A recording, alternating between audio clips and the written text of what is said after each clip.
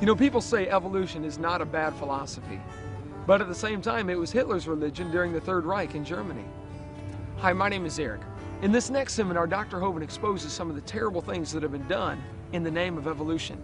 Because dictators throughout time have used the evolutionary ideas to support their brutal tactics.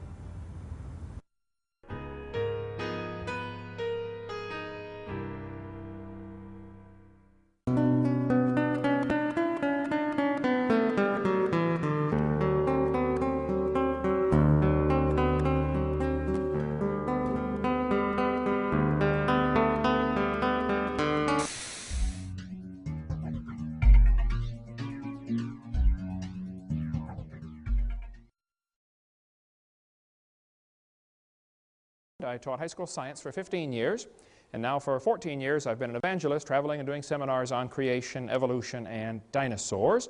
And tonight we're going to share with you some of the dangers of this evolution theory. I don't leave my gorgeous wife and travel every week of the year because I like being gone. Folks, evolution is not just a dumb idea, it's a very dangerous philosophy. I've only got 3 things I want to cover, but it's probably going to take several nights to do that. First of all, I want to tell you what on earth is happening. And secondly, why is the evolution theory dangerous, and what do you do about it? Pretty simple. Okay, what is happening? Tonight, as I speak, our president is announcing we're about to go blow up Iraq, I believe, right? The world seems to be coming unglued at the seams. There are wars and rumors of wars every place we look. Why on earth would Joseph Stalin order the execution of 14,700 Polish prisoner of war officers? I thought there was a Geneva Convention. Why do you order the execution of prisoners of war? Why did Hitler order the execution of nearly 6 million Jews, plus others? Why did Pol Pot, the leader in the Cambodian Khmer Rouge, order the execution of 1/3 to 1/2 of his entire population, his own people? He killed them. Why? Why would somebody do that? Why would the Australian Aborigines be rounded up like cows and shot so their heads could be put in museums years ago? Why would somebody do that? Why did Kip Kinkle murder his parents, 2 other classmates, and shoot 26 other ones? Why would a student do that? Kip said, if there was a God, he wouldn't let me feel the way I do. There is no God, only hate. On May 21st, 1998, 15-year-old Kip Kinkle, a student at Thurston High School, that's in Oregon, near Eugene, allegedly entered the school cafeteria and fired more than 50 rounds from a semi-automatic rifle. 26 students were injured, 2 killed. Later, the bodies of his parents were found in his home. He was then arrested and taken to a police headquarters where he attempted to murder a detective during his questioning. Kip said, if there was a God, he wouldn't let me feel the way I do. There's no God, only hate. Why have we had nearly a 1,000% increase in violent crimes since I was a boy? I remember the days when you did not have to lock your house. We'd go off on vacation for 2 weeks. I never had a key to my house growing up. Never did have a key. I don't know if it even had one. You didn't need one in those days. Why would there be such a horrendous increase in unwed birth rates, and so much of our moral structure is just simply unraveling? What on earth is happening? Eric Harris and Dylan Klebold made a videotape prior to the Columbine shootings. On that tape, they said, talking about one of the football players, he doesn't deserve the jaw evolution gave him. Look for his jaw, it won't be on his body. These 2 boys were very strong believers in evolution. They did the shooting on Hitler's birthday on purpose. They shot Isaiah Shoals just simply because he was black. They shot Cassie just because she believed in God. Same thing with Rachel. What happened? Why would somebody do this? What's going on in our thinking? Well, the newspaper article in Columbine High School said, the clothes may give a clue to the thinking of these teenagers. The autopsy said one of the boys' shirts said natural selection on the front. Interesting. Textbooks used in Escambia County, Florida, this textbook, says evolution and natural selection go together. This textbook says natural selection causes evolution. Well, just what is this natural selection? Oh, you see, Adolf Hitler thought he would speed up the process by eliminating the inferiors. Hitler honestly thought he was doing the world a favor. So did Joseph Stalin.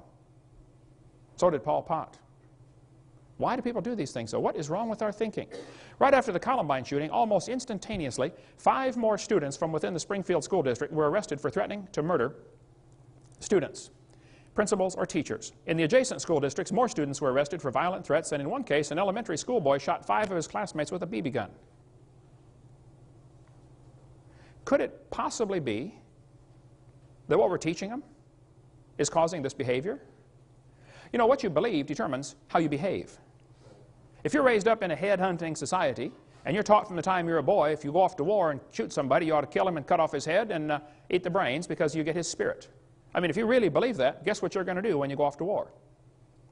Your behavior is determined by your beliefs. What you believe determines how you behave. It's always been that way, and it's no different today. Could it be that this evolution theory is to blame? This textbook says you're an animal and share a common heritage with earthworms. Question: if evolution is true, how are the kids supposed to tell right from wrong? I spoke in a public school in Pennsylvania one time. A kid sat on the second row and he said, "Mr. Hovind, I'm an atheist." I said, "Really?" He said, "Yep, there is no God." I said, "Well, tell me, son, are you sure?" He said, "Yep, I'm sure." I said, "Well, son, do you know everything?" He said, "No." I said, "Do you know maybe half of everything?" He said, "No." I said, "Okay, well, let's just pretend that you know half of everything. Is it possible that God exists in the other half you don't know?" Brand new thought rattled around in his brain for a while and got lost, I believe. I said, "By the way, son, if there's no God, how do you tell right from wrong?" He said, "Oh, that's easy." He said, "I determine what's right and wrong."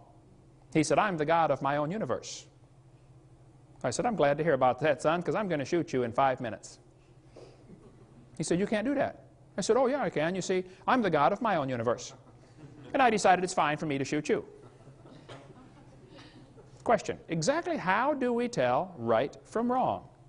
In the first couple of seminar tapes, we talked about a variety of topics like the Big Bang Theory, how it's a big dud. We talked about the Garden of Eden. And we talked about why the earth cannot be billions of years old, and why did the people live to be 900 years old before the big flood came. We talked about dinosaurs, and students are being lied to about dinosaurs. They did not live millions of years ago. And on tape number 4, we talk about a whole bunch of lies in the textbooks. Now here we're going to talk about what's happened in the last 150 years since evolution became a popular theory. What on earth is happening? And what you can do about it. We'll get to that eventually. We're going to review some of what we covered on tape number 4, some of the lies in the textbooks, and then go on into how it carries into some practical steps we can take. What do you do about it? We covered in the last sessions how that James Hutton wrote a book in 1795, and he said the earth is millions of years old. Now during the late 1700s, most folks believed the Bible, and most folks thought the earth was about 6,000 years old, because if you add up the dates in the Bible, you're going to get about 6,000, 4,000 BC, not millions. So James Hutton came along and caused people to doubt the earth was 6,000 years old. Then his book had a very strong influence on a lawyer from Scotland named Charles Lyell. Charles Lyell wrote a book in 1830, and in his book he developed what we call today the geologic column. Cenozoic, Mesozoic, Paleozoic, and you know, maybe you saw the movie Jurassic Park, named after the Jurassic layer. This whole thing was made up by Charles Lyell in 1830, and the geologic column does not exist any place in the world except in the textbooks. It's pure imagination. It doesn't exist. But all of evolution theory is based on that dumb geologic column, made up in 1830. This fellow said, I myself have little doubt that in England it was the long-age uniformitarian geology and the theory of evolution that changed us from a Christian to a pagan nation. He's right about that, and England is a pagan nation. And folks, I don't know if America ever was a Christian country or not, but it's not now. That's right. We are a pagan nation also. What has happened? Charles Lyell's book had a very strong influence on a young preacher named Charles Darwin. Darwin graduated from Bible college to be a preacher. In 1859, after 22 years of writing, Darwin finally published his book, The Origin of Species. We'll get into more of that later, the real title to the book. Darwin's philosophy was strongly influenced by people like Charles Lyell, people like Thomas Malthus. Malthus had written a book that said, there are more babies born than can possibly survive, so it's best if the weakest die off. That greatly influenced people like Charles Dickens when he wrote the Christmas Carol. Remember the scene in there where Scrooge said, well, if he's going to die, let him die then, and decrease the surplus population. Remember that line in there? I don't think you can understand the Christmas Carol, the history behind that, until you understand how evolution ties in. James Hutton's book made people doubt the earth was 6,000 years old. Along came Charlie Lyell, and people began to doubt the flood. Because instead of the flood making all those layers, they said, oh, maybe each layer is a different age. And then along came Charlie Darwin, and people began to doubt the Creator. And so by the mid-1800s, the Western world, at least, was left in a bad situation. They said, well, if there's no God, who's in charge? Well, it must be us. This led directly to the rise of humanism. Humanism is the teaching that there is no God, so we must be God. We make the rules. We decide what's right and wrong. For the next 50 years, after Darwin's book came out, many isms arose in the world: Marxism, Nazism, communism. These things, communism would have been just a footnote in a history book if it hadn't been for evolution coming along at the right time. We never would have heard of communism, most of us wouldn't, if it hadn't been for Charles Darwin coming along and giving justification to that dumb idea of communism. Hoyle said, I'm haunted by a conviction that the nihilistic philosophy, which so-called educated opinion chose to adopt following the publication of The Origin of Species, committed mankind to a course of automatic self-destruction. A doomsday was then set ticking. I agree, Fred. Once you start believing there's no God and we're in charge, then we're in trouble. Right. There was a Russian atheist astronomer came to America one time, and he spoke at one of the universities, and he said, now folks, either there is a God or there isn't. I thought, boy, this guy's brilliant. But then he said, both possibilities are frightening. I thought, wow, that is brilliant. You see, if there is a God, we better find out who he is and find out what he wants and do what he says. Amen. If there is no God, we're in trouble. Because we're hurtling through space at 66,000 miles an hour and nobody's in charge. Pretty scary thought. Charles Darwin said, often, a cold shudder has run through me as I have asked myself whether I may have devoted myself to a fantasy. Well, Charlie, you did devote yourself to a fantasy. If you believe you came from a rock 4.6 billion years ago, you need help. You were designed for a purpose. Now, what is it? There are four great questions that every single religion in the world tries to answer. Even atheism, which is a religion, you have to believe there is no God. There's no way to know that. The four great questions every religion tries to answer: who am I? Where did I come from? Why am I here? And where am I going when I die? The way you answer these questions depends upon how you view the world. There are basically only two ways to look at this world. One view says, you know, there's incredible design. There must be a designer. That's the creationist worldview. Other people look at the world and say, you know, nobody made it. It just made itself. They don't believe God created the heaven and the earth. They think a big bang made this world from nothing. That's called the humanist worldview. It just made itself. The first plank in the Humanist Manifesto in 1933 was the universe is self-created, self-existing, and not created. That's the first thing they have to agree to be a humanist. There's now been Humanist Manifesto 2 in 1973 and Humanist Manifesto 3 in the year 2000. They have to declare what they believe. Humanism is a religion. You have to believe there is no God. So why is this theory dangerous? Evolution, I am convinced after studying this now for 30-some years, evolution is absolutely the foundation for communism, Marxism, Nazism, socialism, racism. We'll get into some more of that in a minute. Number one, I think evolution is dangerous because it's bad science based on lies. There is no scientific evidence to back up this evolution theory. We've been offering $250,000 for a long time at our ministry for somebody who could give us some real scientific evidence for evolution. It is funny, brother, to see the people try to turn stuff in. One guy said, I've got proof for evolution. I said, really, what do you have? He said, well, I'm working in the laboratory right now, and we have developed soybean plants that are resistant to frost. I said, man, that's good. That'll really be handy. I said, what did you start with? He said, well, soybean plants. I said, oh, what do you have now? He said, I've got a whole new species. I said, of what? Of soybean plant. I said, I'm sorry, sir. That's not evolution, okay? That's a variety of a soybean plant. And it's interesting, and I'm glad you're able to do that. But that's not evolution. There is no evidence whatsoever that any animal ever produced a different kind of animal. So why would anybody believe such a dumb idea? And how can this be so dangerous? Well, we'll cover some of the isms in just a minute. But evolution is based on lies and bad science. There is no good science to back it up. This textbook says, evolution is a fact. Evolution is a fact, not theory. Birds arose from non-birds and humans from non-humans. No person who pretends to any understanding of the natural world can deny these facts any more than she or he can deny that the earth is round, rotates on its axis, and revolves around the sun. Sounds like he's open-minded for a discussion, doesn't it? This is not a fact, folks. Evolution is a mantra. They say this over and over and over, hoping it will become true. That's all it is. They just keep repeating it. Oh, evolution's a fact, it's a fact, it's a fact. Well, you better define what you're talking about with evolution. We do that on videotape number 4, the 6 different meanings of this word evolution. This textbook says evolution has evidence from fossils, from structure, from molecular biology, from development. Any evidence that's used to support evolution has been proven wrong. Now, I said many times, I'm not trying to get evolution out of the schools. I just want the lies out of the textbooks. We almost got a bill passed in Arkansas a couple of years ago, and I went up to Arkansas and testified before the Senate, before the House Representatives Committee that was looking at this bill, HB 2548, I believe it was. And the bill simply said, Arkansas will not use tax dollars to purchase materials if they contain knowingly fraudulent information. We're not going to buy books that have lies in them.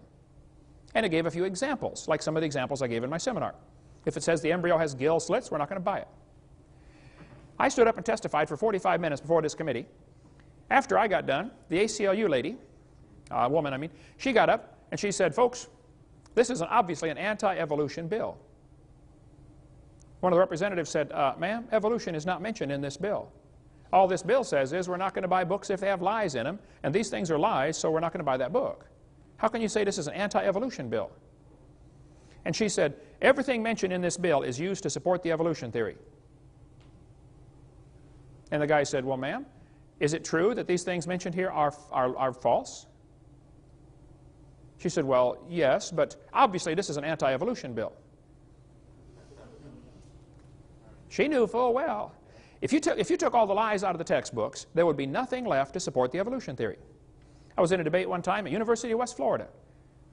And the professor got up and he said, now, Mr. Hovind, you're claiming all these things are lies, and you're right. All these things have been proven wrong. But, he said, I got a question for you. You told us we got to take all this stuff out of the book. What are you going to replace it with? I said, folks, what he's trying to not say is, we want the kids to believe in evolution. We have to give them some evidence, and all we have are these lies, and you want to take these out of the book, so you better find some more evidence for my theory. I said, sir, if you don't have any evidence for your theory, I'm sorry. Maybe you ought to consider getting a new theory. I could suggest one for you, if you'd like. He did not like. He don't want to hear about it, okay? All they have to support their theory are things that have been proven wrong many, many years ago. Here's some of the lies we covered in the first how many hours of this seminar so far. I'll just review them very, very quickly. The Colorado River was not formed slowly. Or the Grand Canyon did not slowly form by the Colorado River running through it. Okay? The geologic column does not portray Earth's history. It does not even exist anywhere in the world. Rocks do not date the fossils. The fossils do not date the rocks. It is based on circular reasoning. We cover that on videotape number 4. There are no index fossils. There's no such thing as an index fossil. The layers are not different ages. Petrified trees connecting them all prove the layers all formed at the same time. We cover that on video number 4. Plants and animals are not related to each other. They have the same designer, but not the same uncle and grandpa. Change in species is not the real meaning of the word evolution. That's not really what they mean. There's a whole lot more to that. We covered that on video 4. Natural selection does not cause any evolution. Natural selection selects. It doesn't create a thing. We believe in natural selection. The peppered moth story never happened. It's a lie. Comparative anatomy does not prove common ancestry. We covered that on videotape number 4. Humans never have any gill slits. It's a human at conception. It's not a fish or an amphibian or anything else. An abortion is murder, plain and simple. Okay? The appendix is not vestigial. You do need your appendix. The whale does not have a vestigial pelvis. That is a lie. The human tailbone is not vestigial. If you think it is, I'll pay to have yours removed. Dinosaurs did not live millions of years ago. Man did not evolve from animals or cavemen. The Big Bang is a big dud. It didn't happen. The horse series in your textbooks is a lie, proven wrong 50 years ago. Life cannot evolve from non-living matter like the textbook says. The law does not ban teaching creation science like some people want you to think. It's perfectly fine to teach creation science in the public schools. We'll get into more of that later. Smaller is not simpler. A little paramecium is more complex than a space shuttle. Smaller is not simpler. Smaller is more complex. But birds did not come from dinosaurs. Talk about a dumb idea. The eye did not arise by slow changes over billions of years. The first bird did not hatch from a reptile egg, like Goldschmidt said. The trees of life in the textbooks are pure imagination. They didn't happen, folks. They drew it on paper, and that's as far as it goes. It didn't happen in reality. DNA does not prove evolution, it proves creation, it proves a designer. Fossils do not provide any evidence for evolution. Fossils don't count at all. You find a bone in the dirt, you can't prove that bone had any kids, let alone kids that lived, and certainly not kids that were different than the grandparents. Fossils simply are a dead-end street. They don't count for evolution. The Earth is not billions of years old, and the Earth was never a hot molten mass. The Pangea theory that's taught in your books never existed. They say, all the continents used to fit together. I get that all the time. Oh, do you think all the continents used to fit together? Used to touch each other? I said, well, they still are.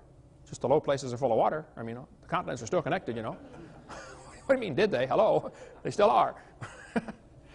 Animals and plants are designed, not adapted to their environments.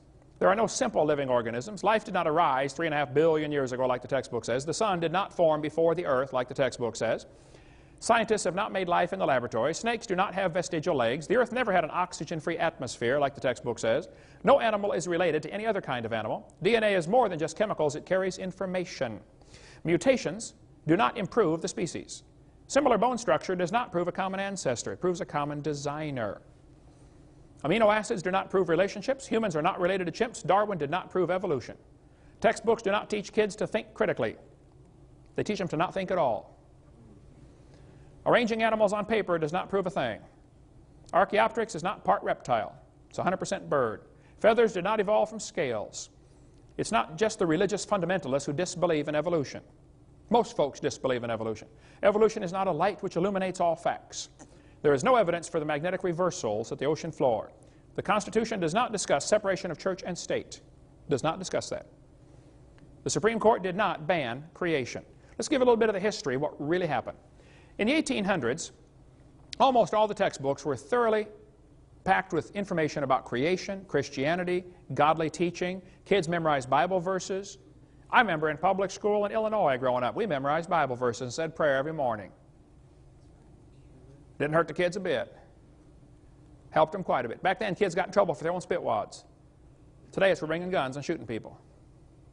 It's a different world, and some of you older folks know what I'm talking about. It has changed radically. In 1925, Tennessee passed a law that said you cannot teach creation, you cannot teach evolution. It actually banned the teaching of evolution in the public schools. It's called the Butler Act. The ACLU, which is the American Communist Lawyers Union, decided they wanted to test this law. So they ran an ad in the paper, said, we're looking for a teacher willing to claim that he taught evolution so we can have a trial to try to get this law overthrown. A guy named John T. Scopes volunteered. He said, I don't know if I taught evolution or not, but I did sub for a biology class one day, and I think all we had was a study hall, but if you want me to go testify that I taught evolution, I'll do it. So John Scopes went on the trial, lasted 10 days in the hot July, Tennessee summer. After 10 days, John Scopes was found guilty of breaking the law. The law said, you can't teach evolution. He claimed he did, so he's found guilty. He admitted he did. He was fined $100. Case was over. Later, the fine was overturned on a technicality, but the judgment was not overturned. The evolutionists lost the Scopes monkey trial. If you want to read the entire story about what really happened, you can see it right here in this book, The Scopes monkey trial, the world's most famous court trial. And by the way, if there's a movie circulating around your school called Inherit the Wind, you better be real careful about that. That's a dangerous movie. That does everything they can. It twists everything about the trial to make the Christians look dumb. You want to read word for word every word that was spoken there? Here it is right here, the court transcript verbatim. You can get it from Bryan College in Dayton, Tennessee. The Dayton courthouse is still there with a big museum where you can go out through and see where it actually happened. If you go north of Chattanooga about, I don't know, 70 or 80 miles, you can get to Dayton, Tennessee. Been through there a bunch of times. There's a good a good book expose about the Inherit the Wind movie that circulates around. And just about every year, this is shown in public schools here in Pensacola, where they try to teach the kids the Christians were dumb and they lost the trial. They changed all sorts of things about that. And you ought to be up in arms over that being shown to your kids. You can sign a statement saying, I don't want my child shown the movie Inherit the Wind. Have it notarized and take it into the school. They won't show your kid. You say it's against my religious convictions to lie to my kids, and that movie's a lie. Okay? But I guarantee it'll be shown this year and next year and the next year.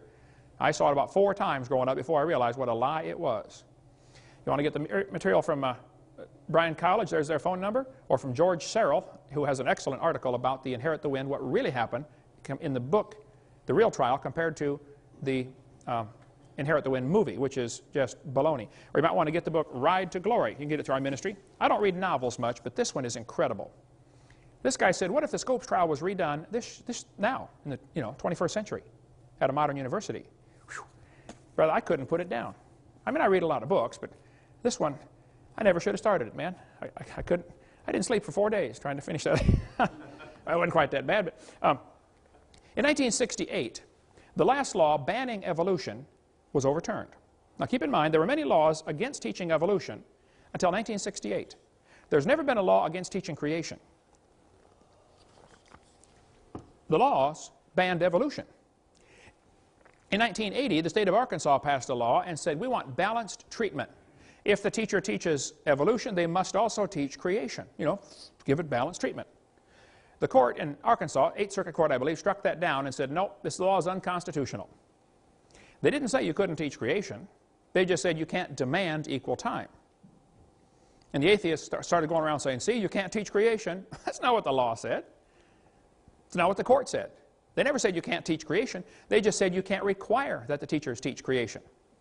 If we passed a law in Florida that said the teachers are required to breathe, I bet that law would be struck down. Because, I mean, you probably ought to breathe, but they can't require that you breathe, right? And that's what happened with the Arkansas law. Then Louisiana passed a law requiring teachers to teach creation if they taught evolution. Again, balanced treatment. Supreme Court struck this one. It went all the way to Supreme Court. Supreme Court struck it down. After the 1987 ruling by the Supreme Court, Stephen Jay Gould, who hated creationists and had a set of my tapes on his shelf. I went up and visited his office. His secretary was there. She said, yeah, he's got your tapes right here, Mr. Hovind. I never did get to meet him. He died a few years ago. He knows better now. He's no longer an evolutionist. But Stephen Gould said after the verdict, he said, no statute exists in any state to bar instruction in creation science. It could be taught before and it can be taught now. They never said you can't teach creation. The court said you can't require it. That's all. And don't let anybody tell you different. That's what the law, that's where it stands right now. Michael Zimmerman said, and he's an evolutionist, he said the Supreme Court ruling did not in any way outlaw the teaching of creation science in public schools. Quite simply, it ruled that in the form taken by the Louisiana law, it's unconstitutional to demand equal time for this subject. Creation science can still be brought into science classrooms if and when teachers and administrators feel it is appropriate. Numerous surveys have shown that teachers and administrators favor just this route. And in fact, creation science is being taught in science courses throughout the country. Eugenia Scott is the president of the National Center for Science Education. Boy, what a lousy name. They're not in favor of science. They're in favor of defending evolution is all. She said, the Supreme Court decision says only that the Louisiana law violates the constitutional separation of church and state. It does not say that no one can teach scientific creationism, and unfortunately, many individual teachers do. Some school districts even require equal time for creation and evolution. Here's the web page, the front home page on the National Center for Science Education. Welcome to the home page of NCSE, a non-profit, tax-exempt membership organization working to defend the teaching of evolution against sectarian attack. We are a nationally recognized clearinghouse for information and advice to keep evolution in the science classroom and scientific creationism out. That's why they exist. I spoke in Berkeley last November, Berkeley, California. That's where these guys are located. I went and visited the National Center for Science Education. It's a little bitty storefront building. They had, I think, 4 or 5 employees, all crammed in this little building. I thought, this is the National Center for Science Education. Oh, yeah, but property's expensive in Berkeley, I understand, you know. Good place for them. I went in there. They didn't know who I was. I didn't tell them my name. I went in there, hey, what kind of information do you guys hear? I used to be a science teacher. And they began giving me pamphlets and articles and stuff, you know, Finally, one of the guys said, your voice sounds familiar. What's your name? I said, Kent Hovind. He said, I thought so. They taped a piece of paper on the floor. It says, Kent Hovind stood here. And I understand they won't walk on it. They walk around it. One of the guys came to all 10 hours that I lectured at Berkeley and asked me question after question after question. Look, these folks are not the enemy. Now, they do work for him, but they're not the enemy, okay? Satan is the enemy. They're just blinded, that's all. They're willingly ignorant, like the Bible says. But even the National Center for Science Education knows it's okay to teach creation if you want. William Provine said, teachers and school boards in public schools are already free under the Constitution of the United States to teach about supernatural origins if they wish in their science classes. Laws can be passed in most countries of the world requiring discussion of supernatural origins in science classes and still satisfy national legal requirements. And I have a suggestion for evolutionists. Include discussions of supernatural origins in your classes and promote discussion of them in public and other schools. Come off your high horse about having only evolution taught in science classes. The exclusionism you promote is painfully self-serving and smacks of elitism. Why are you afraid of confronting the supernatural creationism believed by the majority of persons in the U.S. and perhaps the worldwide? Good question. Why are they so afraid of this topic? I speak in public schools all the time. I'm telling you, some schools, though I can't get into, they are just absolutely afraid of having a creationist come in. There's no reason to fear. The fact is, most folks don't believe in evolution anyway. The fact is, there's no law saying you can't teach creation. Just go ahead. You don't know. It is against the law for the public school teacher to use tax dollars to try to convert the kids to be a Buddhist or Catholic or Baptist or something else. That is against the law. But it's not against the law to discuss creation. Provine said, shouldn't students be encouraged to express their beliefs about origins in a class discussing origins? If you're discussing origins, then let's discuss origins. But see, in the mind of the evolutionist, your answer must be naturalistic. Suppose I said, I want you to explain how computers came to be, but you cannot use man as your answer. I want a naturalistic explanation of how computers came to be. Well, you're dead in the water right up front because of the definitions I gave. And the evolutionist says we have to explain how the world got here, but we can't use supernatural as an explanation. Well, duh. And what we got here is like two computers arguing with each other. Does man exist? They can't see him, they can't touch him, they can't feel him. But he does exist. See, it's obvious the creator would be outside of the creation. He's above and beyond. He's not affected by what he created. God created time, space, and matter. He's outside of time, space, and matter. God's not affected by time. This is not 2003 in heaven. There's no time. And after we get to heaven, one of the first things you're going to do is flip your watch off and fling it over the side. You won't need that. There's no time there. We sing all these songs, you know, when we've been there 10,000 years. That's baloney. It's a good song, I like it, but we're not going to be there 10,000 years. We're just going to be there. Now, my brain can't handle that thought, but, you know, I can think about thinking about it. This public school teacher said, I'm a public school teacher, Mr. Hovind. I went to a conference today, and we were all given a new science textbook to use in the conference. It's called Sciences by Triffel and Hazen and John Wiley and Sons. On page 611, it said this: to what extent do you think that parents should have the right to decide which scientific theories and ideas are presented in schools? To what extent do you think parents ought to have the right to demand that opposing religious views be taught as well? Should the views of creationism, which are primarily based on one particular type of Christianity, be given special consideration? It's getting more difficult to say the truth all the time. The teachers now are being trained in sessions to how to handle creationists. I know this. They work very hard to make you feel like you are the only one complaining. When I went to meet the lady in charge of the science curriculum here in Pensacola, Florida, when I first moved to town, I've been complaining about some of the lies in the textbooks and the science curriculum, and she said to me, Mr. Hovind, you are the only person in the county complaining about this. I thought, there's what, 128 Baptist churches in this town, plus all the other flavors? I mean, what's everybody doing? Aren't we supposed to be the salt of the earth? Man, salt irritates. Go irritate somebody. That's our job. Teachers can teach creation science in the classroom if they want. There's never been a law against it. Not only can you teach creation science in the public schools, you can teach it right out of the Bible. There's no law against reading your Bible in public school or bringing your Bible to public school. Or you can teach or devote a class to religion, and you can have the textbook be the Bible. We know the effects of what happened in '63 when the Bible was taken out and evolution was put in the schools, but we got deceived by the ACLU. In 1963, the Supreme Court banned the use of the Bible to get kids saved, which is not good, obviously, but it's a lot better than what the ACLU led us to believe. They did not throw the Bible out. We have thrown the Bible out because we have allowed ourselves to be deceived by the ACLU. You might want to get the website, BibleInSchools.net, and get the information by Elizabeth Ridenour. She helps people start Bible classes in their public school. Preacher, how'd you like to go every day and teach a Bible class to the public school kids at Tate or at Escambia High? Wouldn't it be awesome? You can do it. She knows how to cut through all the red tape and get it done. ACLU. Well, we could talk a long time about that. Call BibleInSchools.net, get a hold of Elizabeth, or get the book from us, Teaching Creation Science in Public Schools. And, you know, it's certainly fine to do that, and many schools do. States can require teachers to discuss evolution. They can do that. They set the state standards.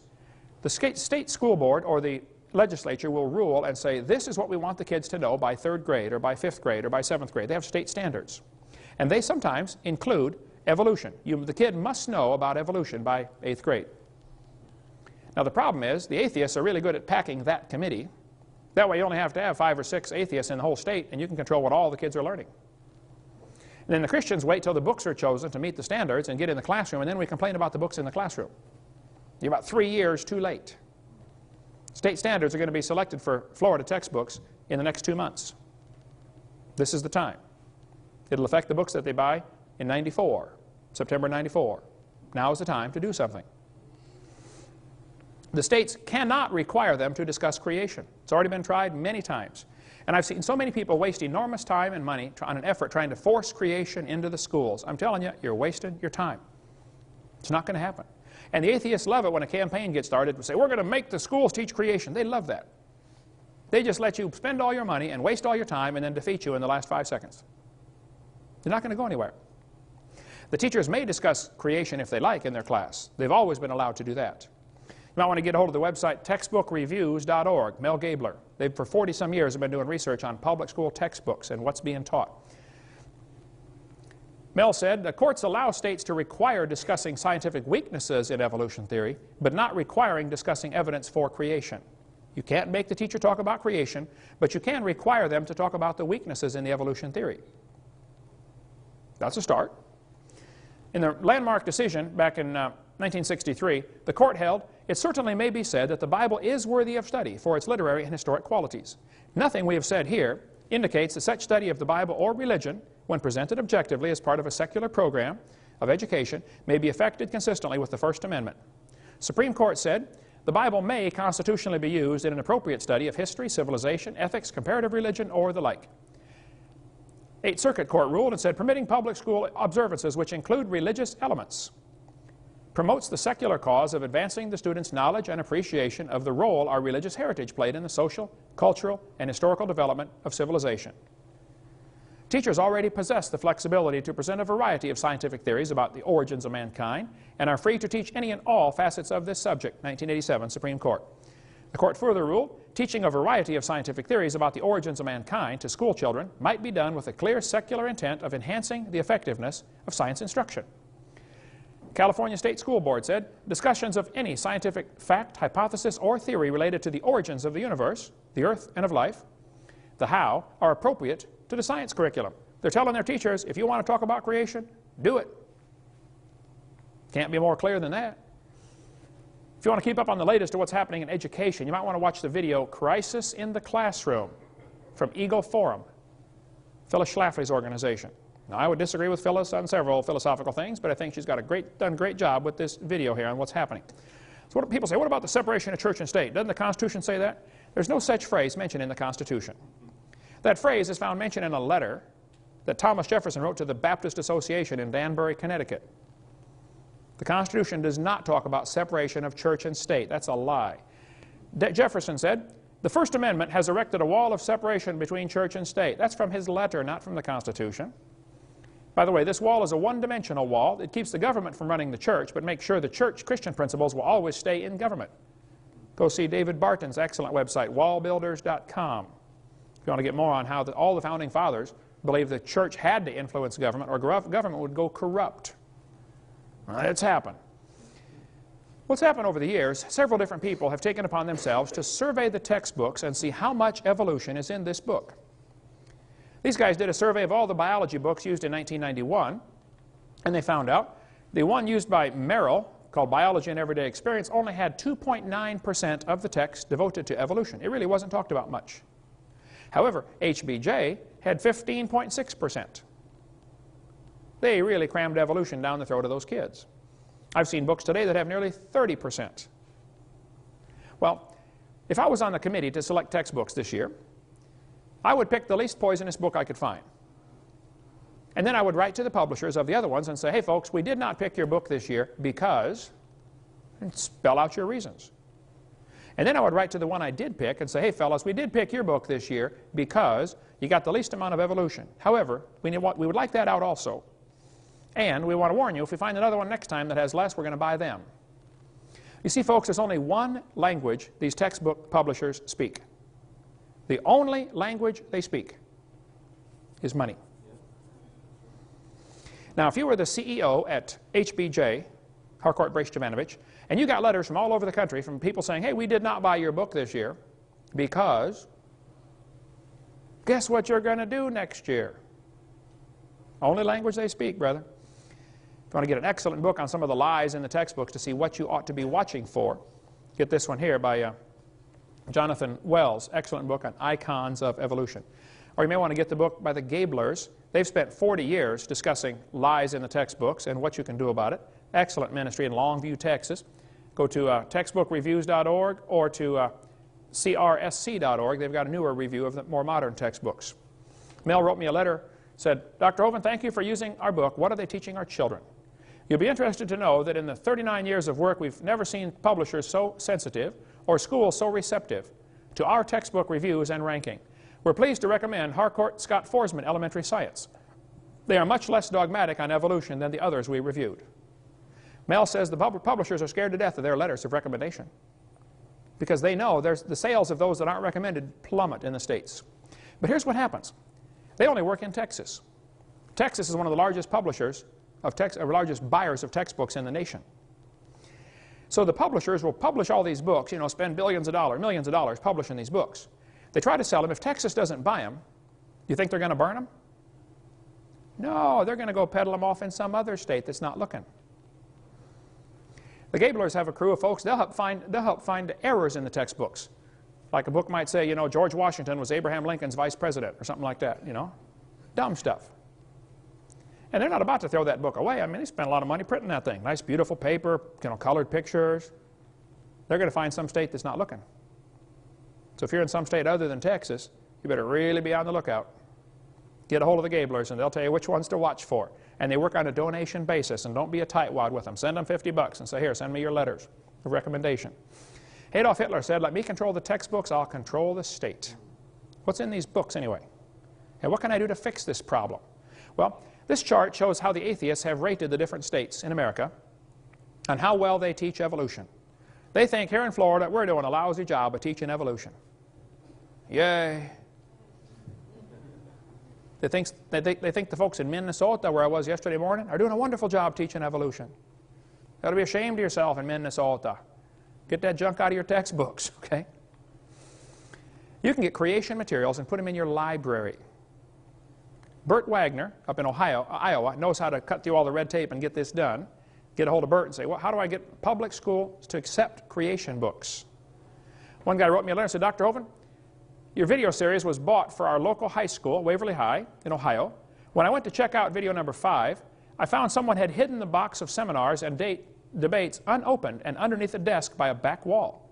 I was told by the librarian that she was told not to put them out for the students to find. My 18-year-old daughter witnessed this. We were very upset, but I was told it was proof that the enemy was trying to void and hide the truth. My daughter has since graduated and don't know if those tapes are available to students or not. So if you do donate something, be sure to check and make sure it is, you know, kept on the shelf. I went to one big university one time, and I spent probably an hour going through their computer search system looking for how many books they had on evolution. It was like 18 or 1900 books about evolution. And then I searched to see how many books they had about creation. This is a big university library. Not one book. I searched every author that I know, and I know most of them. I went to the librarian and I said, I noticed you got 1,800 books on evolution, but you don't have any books on creation. Why is that? She said, there is too a good book in here on creation. She said, I put it in here myself. It's from my church, the Watchtower Society. Oh, brother, we got one Jehovah's Witness book in here and 1,800 teaching evolution. And then they brag about being a liberal university and giving the kids a liberal education. You're lying. A liberal education is when you look at all sides. Let's just discuss all sides and then decide where the truth lies. They don't want to compare evolution with creation because evolution looks stupid next to the truth. There are some practical things we can do, folks, to fix this. Number one, you can demand that the schools cut out the pages with false information. You don't have to get creation in the schools, and you don't have to get evolution out. Just simply get the lies out. You can tell them you want them to glue the pages together, or you can at least put a warning sticker in the front cover saying, kids, the information on page 97 is not correct. Or, list the pages. I volunteered many times, and I'll do it again. I will, if you will send me your textbook, I will check the pages that need to be torn out. I'll make a tape recording while I'm traveling someplace, and I'll hand you the tape, and it'll say, the information on page 84 is wrong, tear that page out, and, page 217 is wrong, and I'll list the pages. And if you tore the pages out of the book, it won't cost the school 1 penny. I'll show you. It's so simple. Because the first objection they're going to say is, oh, this would cost the schools a lot of money. Won't cost them a penny. How many of you would volunteer to tear the pages out of the books and bring your own scissors? Let me see. There you go. So when you go to your school board, hand them a list of 500 names and say, these people are willing. When would you like it done? Won't cost a thing. Look, the book is not sacred. It's made out of paper, If you bought it, the county bought it, it belongs to the school. If you want to tear a page out, that's perfectly fine. I was in a debate with a professor at university. I was just speaking at UWF here a year or so ago, and I mentioned tear the page out of the book, and this one professor said, I don't think we should deface textbooks. I said, well, sir, if you were teaching math and you came across a book that said, 2 plus 2 is 5, what would you do? He said, I would tell the students to mark out the wrong answer and write in the right answer. I said, oh, you would deface a textbook? I said, now, sir, if you were teaching biology and you found a book that said the embryo has gills and you know that's proven wrong in 1874, what are you going to do? He said, well, nothing. I said, you wouldn't correct it? He said, no. I said, well, then you, sir, are a hypocrite. And you got no business using tax dollars to lie to these kids. You ought to get a different job changing tires or picking peaches and work for a living for a change. Guys like that burn me up, brother. Like a leech, sucking on somebody else's blood that they built, Number 4, you can give the kids my little brainwashed book. There are different people around the country that buy these by the thousand and give them out to people in their schools. One guy from Santa Rosa County bought 3,000 of these books several years ago, gave them to all the kids in the county. They're going to have a hard time teaching evolution for a while over there. Buy some books, or go to your school board and say, would you please vote to purchase this book to go along with our biology book so the kids can see the lies in their books. If the school board buys them, great. If you get them, more than 10, you get them for $1 a piece. If the school board says, no, we don't want those books in school, then you run a full-page ad in your paper, stop by the following address and pick up the book the school board banned. Now the kids will get it and read it. Yeah. Florida has a law. They've changed the number now. It used to be 233.09E, I believe. But they changed it so people couldn't find it, I guess. It's now Florida Statute 1006.35, accuracy of instructional materials. Do you know, state of Florida legislature can vote to recall books if they're not accurate. They can write letters to the publishers and demand that they change the books. The law's on the books, folks. The textbooks are supposed to be accurate, but they're not. They contain 50-some lies in every textbook I've seen. Get the pages out. Texas has a law requiring textbooks to be accurate. Wisconsin has a law requiring textbooks to be accurate. Alabama has a law that says textbooks shall be adequate and current. Well, if they're still teaching the baby has gill slits, they're not current. They're 128 years behind the times. Alabama used to have a sticker. They modified it now and watered it down some, but the sticker used to say, this textbook discusses evolution, a controversial theory. And students need to learn there's a difference between microevolution, which is a fact, and macroevolution, which is not a fact. Go Obama. California has a requirement, textbooks shall be factually accurate. Many states have this requirement, but they're just simply not enforcing it. Did you know the publishers will publish a special book just for our state? If the committee got together and said, look, Glencoe, we like your book, however, we want you to take out chapter 3. Or check out the following pages. Do you know how much money is spent just in one school district on textbooks? A publisher would be foolish not to turn down a contract for $750,000. They'll publish a special book. They do it all the time for different states. Get on that committee and do something about it. You can also parents be aware that your kids can be exempted from anything you don't want them taught. If you don't want your kids taught evolution, you sign a little paper that says, I do not want my student taught evolution. It's against my religious convictions. Have it notarized, signed, and give it to the school principal, the teacher, superintendent. And if they do teach your kid evolution, or if they say, oh, you've got to stay in class, then you can simply say, do you discriminate against people because of their religion? Ooh, that'll get their attention. Here are some pitfalls you got to watch for in your school. I've seen this so many times. If the school is going to have a good program, some left-wing liberal will make sure that it's an opt-in program. In other words, you have to get parents' permission to go to the program. This happens all the time when I speak in schools. The kids have to come back with a note and saying it's okay for me to go to Hovind's program. But if you're going to have some homosexual speak in your school, or some lesbian about the gay lifestyle, which is not gay at all, and it's not a lifestyle, it's a death style, if they're going to speak in your school, they'll make sure it's an opt-out program. You see the difference? In other words, you have to get a note in order to not come. But if it's a good program, you got to get the note to go. And if it's a bad program, you got to get a note to not go. They don't want a level playing field, folks. And if you have a superintendent or a school principal that tries that one, you ought to help him get a different job too. Put the pressure on. He just needs to find a new job, maybe in a new county someplace. Some practical steps you can do. Number one, kids, don't confront your teachers publicly. Try to talk to them after class. Now listen carefully. If you are late to class frequently, if you're a troublemaker or a goof-off, if you never do your homework, if you don't pay attention in class, then please don't tell them you're a Christian. Shut your mouth. First, be a good student. Now, if a question comes up on the test that says, how old is the Earth? And you know the answer they want, you can simply write on the test, the textbook says 4.6 billion. However, this is not correct. Now they know you learned the book, you did your homework, but you don't believe it, you didn't swallow it. That's perfectly fine. Number two, you can ask to be exempt. Now, parents have to do this, the kids can't do it. I am not positive of that statement, but I believe it has to be done by the parents. You have to say, I want my child exempt from anything that's against our religion. Sign a note, give it to the school. Look, if 40 or 50 or 60% of the class was standing out in the hallway, it wouldn't take the teacher long to figure out, we ought to just skip that chapter. I had one guy call me up one day, he said, Brother Hovind, my second grade daughter has watched your videotapes probably 50 times. She can quote them.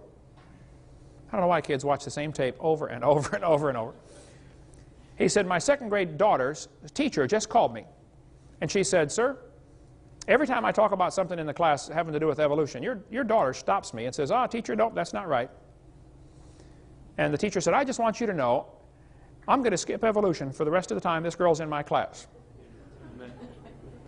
My first thought was, yay, this is great. And then I thought, why are we sending second graders off to war? Why aren't the parents fighting this battle? The second grader ought to be able to go to class and read the book and believe what they're taught. Why are we allowing lies in the textbooks? Why are we allowing liars to teach? Don't lie to the kids. You can contact Joe Baker. He helps folks set up meetings on getting kids in their school fired up on to do something in their local school. Joe had me come speak at his high school in Pennsylvania. They had an auditorium, seats about 1,000 people. They had 1,500 people come. The principal was pulling his hair out, nervous as a cat, thinking the fire marshal's going to come, arrest me and throw me in jail, They turned away like 300 people at the door, said, no, you can't get in. And I spoke for over 2 hours at that public high school in Pennsylvania. Joe Baker arranged the whole thing, and he's been on fire for God ever since. Get a hold of him and say, what can I do in my school? If you're a public school student and you want to do something, Joe can help you get going. Some practical steps. You can give your teachers a video to watch at home. You can pray for them. Teaching is a tough job. My brother's in his 34th year. He said, Kent, it's not fun anymore. I can't wait to quit teaching. I'm sick of this. Teaching public school up in Illinois. My mom retired from teaching public school. You can invite your teachers to a creation seminar. You can have them call me with any questions. You can ask my secretary, Martha, sitting right there. I take questions all day long and half the night. I'll be glad to help. You can ask them to have a creation speaker speak in your public school. I've got a list of about 8 pages of names of other people that speak on creation. We'll be glad to get somebody to you as quick as we can. Some of you could run for school board. You could influence the textbook selection committee. You could pass or enforce the laws requiring books to be accurate. The Bible says the fear of man bringeth a snare. And we got a bunch of Christians that are scared to do anything for fear somebody might not like them. Duh. We're supposed to be Christians, They didn't like the disciples very well, or Jesus himself, did they? Our job is to do what's right. Leave the results up to him. Okay. You can try to convert the teachers or the students. You could write letters to the editor. That's what got my whole ministry started, brother. You and I were working together at the factory at M&A. Article came out of the newspaper that said dinosaur bones are found from 80 million years ago. And I wrote my first ever letter to the editor. I'd never written to the editor before. I said, these dinosaur bones were from the flood of Noah, 4,400 years ago. Well, man, you would have thought I shot the sacred cow. For the next 6 or 8 months here in Pensacola, I got called every name you can imagine in the paper. And I wrote letters back and forth, and other people wrote letters. And finally, the university asked me to come do a debate, and a couple churches asked me to come speak, and now it's 14 years later, and I got 30 people on my staff, and get, what, 20 calls a week, Martha, asking me to come? 55? It's crazy. There's a war going on. Get in. Amen. Find something to do. You could donate some creation books to your public library or public school library. We get calls and letters just about every week from somebody getting saved because they watched a video or read a book that they checked out of their public library. One of our videos. Donate some. You could educate others to use creation as a means of evangelism. Here's what the ACLU will do, though. They will threaten a lawsuit if somebody tries to teach creation. Now, they know they would lose, but it doesn't matter. The fact that it's going to be a lawsuit is going to be costly for the school. So the ACLU, knowing they'll lose, threatens to sue, and sometimes even sues, knowing the school will back down for fear of not having enough money to defend themselves. They're winning by default. They claim teachers can only teach what is in state-approved curriculum. Well, that's a lie. The curriculum really starts when the classroom door closes. Every teacher knows that. And every teacher discusses things in their class that are not in the textbook. Come on, you can't teach otherwise. They claim teachers cannot correct the curriculum. That's a lie. They do it all the time. I taught math and science for years. I was always making corrections in the math book. They mislead people into thinking that evolution is a sacred part of science that's never to be questioned. They use peer pressure or ridicule to silence those who oppose lies in the textbooks. Now, if you're going to do something, you be prepared for opposition from the enemy. Satan protects his evolution theory with a vengeance. This is the foundation for all sorts of things. Roger DeHart, science teacher at Burlington Edson High School in Seattle, was told he could not inform students of errors in the textbooks just simply by passing out current science journals. If there's a current science journal that said this is wrong, he couldn't tell his students because in the book it said it was right. Some of these lies have been proven wrong 100 years ago. Kevin Haley, biology teacher at Oregon Community College, lost his job simply for exposing errors in the textbooks. Baylor University, formerly Christian University, fired William Dembski just because he advocated intelligent design. He said there must be a designer. Forrest Mims was a science writer for 20 years. He published in National Geographic, Science Digest, American Journal of Physics, 60 magazines and newspapers.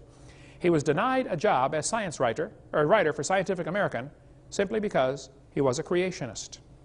Rod LeVake in Faribault, Minnesota, was reassigned because he doubted Darwin's theory. They said, we don't want you teaching evolution. We don't want you teaching biology if you doubt Darwin's theory. Dan Clark in Lafayette, Indiana, he quit because he was reprimanded for teaching an evolution alternative. The superintendent, Mr. Ed Eller, told him not to introduce creationism to this class.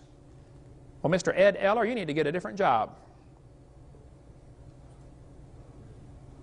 Our grass needs mowed once in a while. Come on down, we might put you to work if you're a hard worker, okay? He said, I'm quitting, I'm not going to take this. There's all kinds of articles here. Dean Kenyon was a tenured professor in San Francisco at the university. He'd been teaching for years. He wrote books about evolution, how wonderful evolution was. He was the poster boy of the evolutionist. And then one day he got converted. And they fired him. But he said, hey, I got 20 years, you can't fire me. Oh, okay. They put him in as a lab assistant, you know, washing test tubes. Had to go through a whole big lawsuit just to get his job back, simply because he doubted Darwin's theory. So don't think it's going to be an easy road. There's some things you can do. Cut the pages out. Get something done in your area.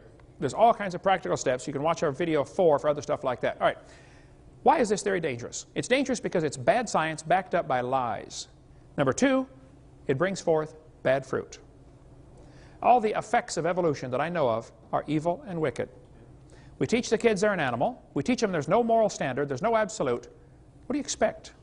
This theory has led directly to the rise of communism, humanism, Marxism, Nazism, socialism. and the coming New World Order. The dangers of this evolution theory. Folks, it's not just dumb, it's dangerous. You're going to be shocked and see how many people have died because of this theory. Why did we fight the Vietnam War? Why did we fight World War II? Why was World War I fought? Why are we fighting against communism? How many people did Hitler kill? How many did Stalin kill? We'll cover all that tomorrow night.